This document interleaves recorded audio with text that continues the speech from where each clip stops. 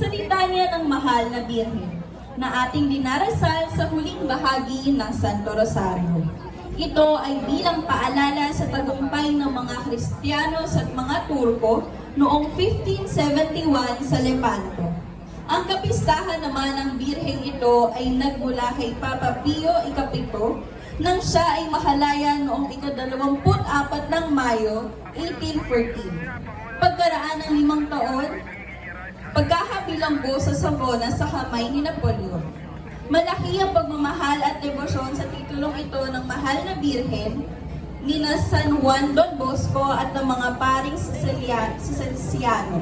Isang biyaya sa lungsod ng General Trias na may usbong na parokya sa ilalim ng titulo ni Maria, Mapag-ampon ng mga Kristiyano o Mary Help of Christians, na ipinagdiriwang ang kapistahan tuwing ika-24 ng Mayo. Ito ay nagsariling parokya na sakop ng San Francisco de Malabon noong ika-7 ng Mayo 2023 sa pagtutulungan ng mga mamamayan ng Barangay Tejero. Sa kasalukuyan, ito ay bunsong inianak ng ating parokya sa patnubay ng administrator nito na si Reverendo Padre Randy S. de Jesus.